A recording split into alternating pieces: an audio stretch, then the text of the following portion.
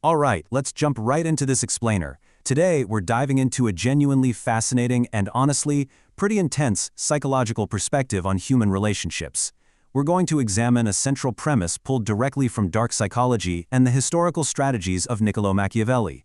Now, the source material presents this dark, but maybe absolutely necessary truth, that what a lot of us casually call unconditional love, or loyalty, or just being a good person, is often just self-sabotage wrapped up in a nice, moral blanket. It's a tough concept, but it suggests that not everyone can be saved. And even more chillingly, not everyone actually wants to be saved. Okay, let's dive into this. The foundation of this entire philosophy actually rests on a pretty chilling observation from Machiavelli himself. You know, the guy who literally whispered strategy to rulers over 500 years ago. The core thesis here is that compassion without boundaries isn't actually a virtue at all. It's a fatal flaw. In the real world, the text argues, predators, parasites, and people who are willfully ignorant will absolutely exploit your boundless kindness until you're left completely hollowed out. Trying to be the perpetual hero, according to this, is essentially strategic suicide. So before we get into identifying exactly who these people are, the source asks us to look inward with this piercing question. Think about this. Why do you rush into a burning building when the person inside lit the match? The analysis suggests we've been heavily socially conditioned to tie our self-worth directly to our utility. We mistakenly believe that our goodness is measured by the sheer amount of pain we're willing to endure for other people. We think saying no is an act of betrayal, but the text challenges that conditioning completely, asking us to wake up and realize when we're just pouring our finite energy into a total black hole. Which brings us to Section 1, the savior trap and the actual mechanics of self-sabotage. To truly grasp this trap, think of your life as a ship, right? You've got limited space, limited supplies. If you willingly bring aboard people who are actively drilling holes in the hull, well, everyone sinks. And this brings us to a really core concept from the text, therapeutic darkness. It's this radical understanding that sometimes the absolute most loving action you can take is to just let someone hit rock bottom. Why? Because the bottom is literally the only place where the illusion shatters.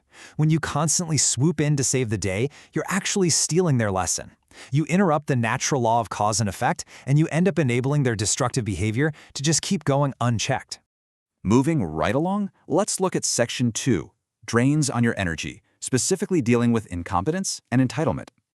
So, who exactly are the people you need to cut loose so your ship doesn't sink? The source identifies 6 distinct archetypes, starting with 2 that just completely drain your finite energy. And this brilliantly illustrates the first one, the architect of chaos. We all know someone exactly like this, don't we? They're always followed by a dark cloud, always claiming they have bad luck, lost jobs, broken cars, endless relationship drama, when in reality it's just a total lack of discipline and self-awareness. If you try to be their umbrella, you're just going to get soaked. Then there's the bottomless pit. At first, they shower you with all this effusive gratitude for your help, but over time, they expect it. The source points out a pretty dark human trait here. Dependence breeds contempt. Deep down, they secretly hate you because your strength just highlights their absolute inability to provide for themselves. Now, if you suspect you're dealing with a bottomless pit, the text actually provides some highly tactical advice on how to test them. It's super simple. Just wait for a small, basic request from them and just say no. That's it. Their reaction to that single word is going to reveal their true character. A healthy person, they'll respect your boundary without an issue. But the bottomless pit will react with anger, guilt-tripping, or this sudden, punishing coldness. The source's advice here is incredibly blunt. If you see that reaction, run. Next up is Section 3, malice and manipulation, the hidden daggers. We're moving a bit deeper into this psychological labyrinth now. Those first 2 types, they drain you through incompetence and entitlement. But these next 2, they're far darker. They drain you through active malice and weaponized sympathy. Meet type number 3, the smiling saboteur. This is often a close friend or a peer who started at the exact same level as you, but as you grew and succeeded, they stayed stagnant. The source warns that envy is an incredibly destructive force. They're not going to attack you openly. No, they hide a dagger right behind a grin. They'll tell you they're just worried about you burning out right when you get a huge promotion. They plant these subtle seeds of doubt simply because your success is a painful mirror reflecting their own failure. So how do you survive the envious? The text offers a classic Machiavellian solution called the law of concealment. The advice? Be bland. Be boring.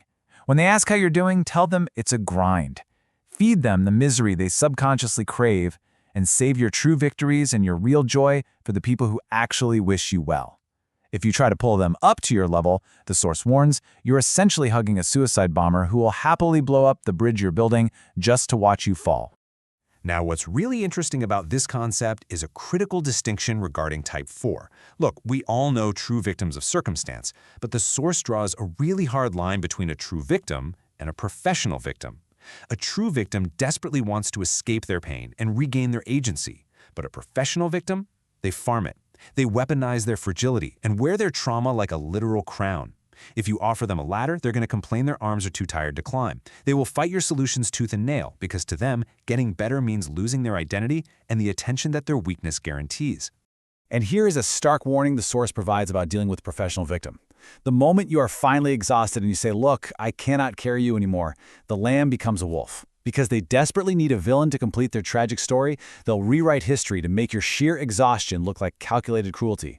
By trying to be their hero, you unwitting the audition for the role of the bad guy in their narrative. This brings us to Section 4, Arrogance and Betrayal, looking at the enemies of wisdom and loyalty. These last two archetypes manipulate your good heart and your fundamental belief in human redemption. Type 5 is the arrogant fool. And we're not just talking about someone lacking intelligence here. It's about someone who actively refuses to know the truth. You can literally show them the map, the data, the massive cliff they're walking toward, and they will perform Olympic-level mental gymnastics to prove you wrong. The text reminds us of a hard truth. You cannot reason a person out of a position they didn't use reason to get into. Offering them facts is just perceived as a direct attack on their fragile ego. The Machiavellian solution for this? Total silence. Step back, let reality, which is a harsh but very effective tutor, deliver the consequences. And now we reach the final type, the Scorpion, or the history repeater. 0. That represents exactly how many times this person will actually change their fundamental nature after betraying you. The source recounts the old fable of the frog and the scorpion, reminding us that character is a pattern. If they cheat, steal, or lie, and you constantly forgive them just because they promise they've changed, you're ignoring the data. Past behavior is quite literally the single best predictor of future behavior. For the Scorpion, the text advocates for a totally ruthless, definitive approach, the amputation. You cannot slowly taper off a relationship with a predator, and you can't be friends from a distance. You must cut them off completely and irrevocably. The source asserts that if you keep a gangrenous arm just because it hurts to remove it, the poison is eventually going to reach your heart. You just have to accept their nature and perform the amputation if you want to survive. Which leads us to our final section, Section 5, Savior to Sovereign, and how to go about reclaiming your power. Having diagnosed all these destructive faces of human nature, the source challenges us to make a massive paradigm shift. You have to transition from being a savior to being a sovereign. It's time to stop projecting your own conscience onto people who operate entirely differently than you do. So the crucial point is this. The source argues that a savior sacrifices himself to light a fire for others, inevitably burning until he's nothing but ash. A sovereign, on the other hand, builds a lighthouse. They stand tall, they remain solid, and they shine a light for all to see. But crucially, the sovereign does not jump into the crashing waves.